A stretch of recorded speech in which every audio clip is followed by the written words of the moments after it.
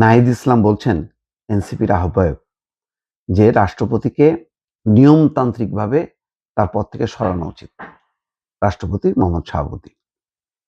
অন্যদিকে উমামা ফাতেমা, তিনি এনসিপির সাবেক নেত্রী, তিনি বলছেন শেখ হাসিনার চলে যাওয়ার দিন শাহাবুদ্দিনেরও চলে যাওয়ার কথা, অর্থাৎ শেখ হাসিনার সাথে শাহাবুদ্দিনেরও চলে যাওয়ার কথা। হিসাবটা সহজ, যেহেতু আওয়ামী লীগ আমলে নিযুক্ত হয়েছেন মোহাম্মদ শাহাবুদ্দিন রাষ্ট্রপতি, সুতরাং সেই হিসাবটা ঠিক আছে।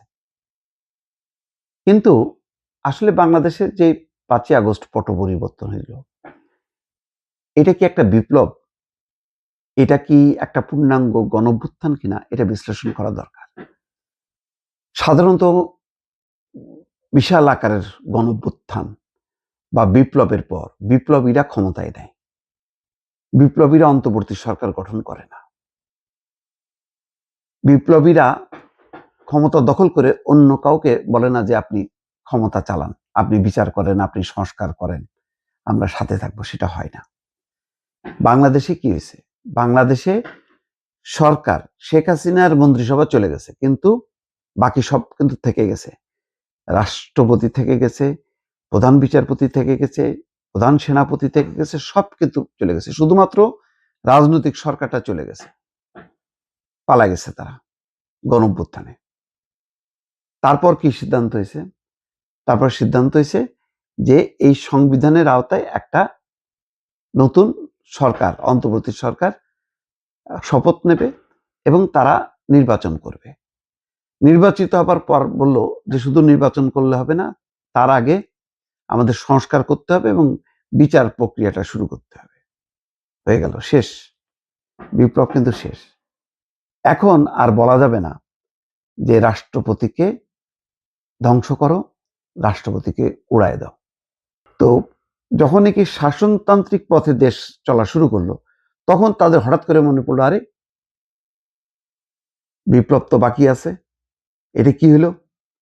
কারণ তখন তাদের মনে পড়লো যে ওই মানে রাষ্ট্রপতির জায়গা, ওই 1 নম্বর জায়গা, রাষ্ট্রের 1 নম্বর জায়গাটা দখল না করলে, ওই জায়গায় নিজের লোক না হইলে সেনাপ্রধানকে বদলানো যাবে না, অন্যান্য আরো অনেক কিছু করা যাবে না।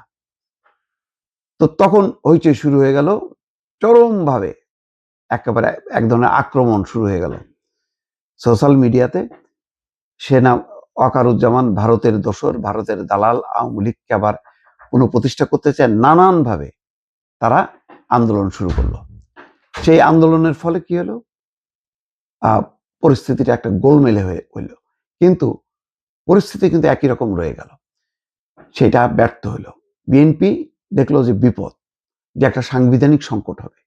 সেই সংকটের মধ্যে বিএনপি আর প্রবেশ করলো না। তারা চাইলো যে একটা নির্বাচন হোক, নির্বাচনের মধ্য দিয়ে পরিবর্তন হোক।